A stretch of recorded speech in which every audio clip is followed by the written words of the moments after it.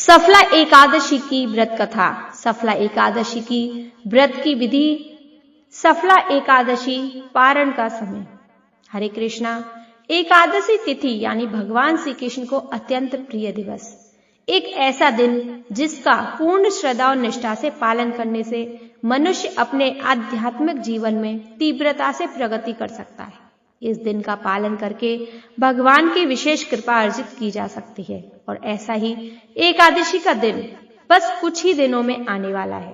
जी हाँ, इस बार आ रही है सफला एकादशी, जो अपने नाम के अनुसार ही मनुष्य जीवन को सफल बना देती है। तो चलिए आज के इस वीडियो में हम जानते हैं सफला एकादशी कौन से दिन आ रही है, इस दिन शुभ मुहूर्त कौन से हैं, अगले दिन पारण करने का समय क्या होगा। ध्यान रहे इस बार की एकादशी 2 दिन आ रही है और ऐसा क्यों, किस दिन पालन करना है, इन सभी विषयों के बारे में आज हम चर्चा करेंगे। तो आइए आज का सफला एकादशी कब है यह विशेष वीडियो आरंभ करते हैं। इस बार सफला एकादशी हम पालन करेंगे 16 दिसंबर 2025 मंगलवार के दिन और इस व्रत का पारण करेंगे अगले दिन यानी 17 दिसंबर 2025 बुधवार सुबह 7-8 से लेकर 10:30 के बीच। अब हो सकता है कई स्थानों पर आपने सुना होगा इस बार सफला एकादशी 15 दिसंबर को मनाई जाएगी, तो फिर हम अपने वीडियो में 16 दिसंबर मनाने की बात क्यों कर रहे हैं। तो इसका कारण एक ही है और वह है इस बार आने वाली एकादशी भी महाद्वादशी पर आ रही है। वर्ष में ऐसी 8 महाद्वादशी तिथियां आती हैं जिसमें वैष्णव महाद्वादशी तिथि का पालन करते हैं, उसी दिन एकादशी का व्रत रखते हैं और एकादशी तिथि को त्याग करते हैं। ऐसा इसलिए है क्योंकि महाद्वादशी का विशेष महत्व होता है और इस बार आने वाली सफला एकादशी पक्षवर्धिनी महाद्वादशी तिथि में आ रही है। इसलिए हम एकादशी तिथि भले ही 15 तारीख को है, लेकिन हम इस व्रत का पालन करेंगे 16 दिसंबर को, क्योंकि यह पक्षवर्धिनी महाद्वादशी तिथि है। आखिर पक्षवर्धिनी महाद्वादशी क्या होती है, तो देखिए हरि भक्ति विलाप में क्या कहा गया है। एकादशी को संपूर्ण परतो द्वादशी भवेत उपोष्या द्वादशी तंत्र तिथि वर्धि प्रश्चय, यानी भले ही एकादशी तिथि पूर्ण हो, लेकिन अगर द्वादशी विस्तृत हो रही हो तो व्यक्ति को द्वादशी के दिन ही उपवास का पालन करना चाहिए, क्योंकि ऐसी एकादशी तिथि विस्तृत वर्धनी या पक्षवर्धनी महाद्वादशी कहलाती है। और इस बार जो एकादशी आ रही है वह भी ऐसी ही महाद्वादशी एकादशी है। महाद्वादशी तिथि के विषय में महापुराण और मार्कंडेय पुराण में स्वयं भगवान श्री विष्णु कहते हैं कि जो व्यक्ति इस जगत में आकर अष्ट महाद्वादशी व्रत का अनुष्ठान नहीं करता उसे मेरी आज्ञा से प्रलय पर्यंत यमपुरी में वापस आकर वास करना पड़ता है। और वर्ष में कुल मिलाकर ऐसी 8 महाद्वादशी आती हैं, जब सूर्य चंद्र की गति के अनुसार एकादशी, द्वादशी और त्रयोदशी तिथि का भिन्न भिन्न रूपों में मिश्रण हो जाता है। ऐसे संयोग में एक भक्त को एकादशी तिथि का पालन अगले दिन यानी द्वादशी के दिन करना चाहिए, ऐसी सलाह हमारे शास्त्र देते हैं। अगर हम आने वाली सफला एकादशी के विषय में बात की जाए तो इस बार आने वाली एकादशी तिथि की शुरुआत हो रही है 14 दिसंबर 2025 को शाम 6:49 से और यह एकादशी तिथि पूरी हो रही है 15 दिसंबर 2025 को रात 9:19 पर। उसके बाद 9:20 से द्वादशी तिथि शुरू हो जाएगी। द्वादशी तिथि पूरी होगी 16 दिसंबर को रात 11:57 पर और उसके बाद त्रयोदशी तिथि शुरू हो जाएगी और यह त्रयोदशी तिथि पूरी होगी अगले दिन 17 दिसंबर को मध्य रात्रि में 2:30 बजे और फिर 2:30 से चतुर्दशी तिथि शुरू हो जाएगी और 18 तारीख को पूरे दिन रहेगी और अगले दिन यानी 19 दिसंबर को सुबह 4:59 पर पूरी होगी और 19 दिसंबर को पूरा दिन अमावस्या तिथि रहने वाली है। तो इस प्रकार अगर देखा जाए तो इस बार आने वाली एकादशी, द्वादशी और त्रयोदशी तिथि आगे चलकर अमावस्या तक विस्तारित हो रही है। आने वाली चतुर्दशी और अमावस्या का भी इसी प्रकार मिश्रण हो रहा है। इसलिए जब ऐसा संयोग उत्पन्न होता है तो शास्त्रों के कथन अनुसार इसे पक्षवर्धिनी महाद्वादशी समझना चाहिए और ऐसे में हम एकादशी व्रत का पालन द्वादशी के दिन करते हैं। और यही कारण है कि इस बार आने वाली सफला एकादशी भले ही 15 तारीख को है, लेकिन फिर भी इस एकादशी व्रत का पालन हम महाद्वादशी के दिन यानी कि 16 दिसंबर 2025 मंगलवार के दिन करेंगे।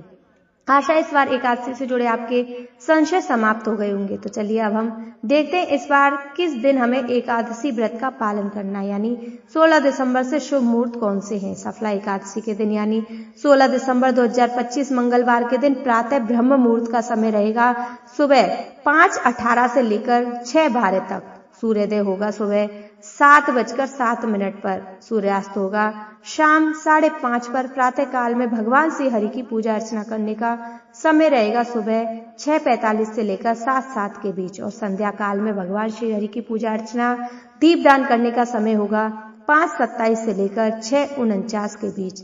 इस दिन अभिजीत मुहूर्त का समय रहेगा सुबह 11:56 से लेकर 12:37 के बीच। इस दिन विशेष त्रिपुष्कर योग भी बन रहा है, और यह योग बन रहा है दोपहर में 2:09 से लेकर 11:57 तक, यानी रात्रि के 11:57 तक।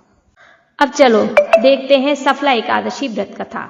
आज के इस वीडियो में हम आपके लिए सफला एकादशी की व्रत कथा लेकर आए हैं।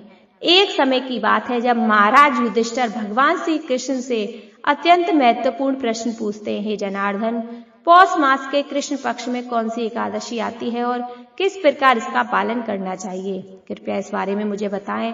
युधिष्ठिर महाराज की बात सुनकर भगवान केशव बोले, हे धर्मराज, पौष मास के कृष्ण पक्ष में आने वाली एकादशी का नाम सफला एकादशी है। इस एकादशी के दिन भक्तों को भगवान नारायण के विग्रह की पूजा अर्चना करनी चाहिए। मैं आपको सफला एकादशी की पौराणिक कथा सुनाता हूँ, ध्यान पूर्वक सुनिए। एक समय चंपावती नाम की एक सुंदर नगरी थी, जहाँ महिषना के एक अत्यंत पराक्रमी और धर्मनिष्ठ राजा राज्य करते थे। उसके 4 पुत्र थे। राजा का सबसे ज्येष्ठ पुत्र लुंक सदैव पाप कर्मों में लिप्त रहता था। स्त्री दुराचार, जुआ खेलना, ब्राह्मण और शास्त्रों का अपमान करना, वैष्णव की निंदा करना उनके लिए सामान्य कार्य थे। उनके इन पाप कर्मों का असर राज्य पर पड़ने लगा। एक दिन राजा महिष्मती ने उसे अपने राज्य से निष्कासित कर दिया। लुंक राज्य के बाहर से एक जंगल में रहने लगा, लेकिन अभी भी उसकी पापन प्रवृत्ति में कोई कमी नहीं आई। वह दिन में जंगल के प्राणियों का शिकार करता और उनके मांस का भक्षण करता था, और रात्रि के समय नगर में जाकर लूटपाट करता था। अनेक बार लोगों ने उसे चोरी और लूटपाट करते पकड़ा भी था, लेकिन लुंक के पाप कर्मों का अंत नहीं हुआ था। वह जंगल में एक अति प्राचीन विशाल भगवान श्री हरि के प्रिय पीपल के पेड़ के नीचे रहता था। इस प्रकार काफी समय बीत गया। आखिरकार उसके जीवन में परिवर्तन का समय आ ही गया। एक दिन संयोगवश पौष मास की ठंड के कारण वह सारी रात सो नहीं पाया। शीत लहरों से बचने के लिए उसके पास पर्याप्त वस्त्र नहीं थे।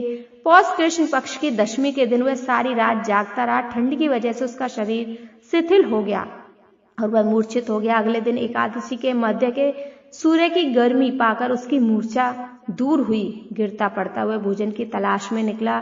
पशुओं को मारने में असमर्थ था, अतः पेड़ के नीचे गिरे हुए फल उठाकर वह वापस उसी पीपल के वृक्ष के नीचे आ गया। उस समय तक सूर्यास्त हो चुका था। इस असहाय स्थिति में अपने पूर्व जन्म के कर्मों के कारण उसने भगवान नारायण को याद किया और कहने लगा, हे प्रभु, मेरी क्या स्थिति हो गई है।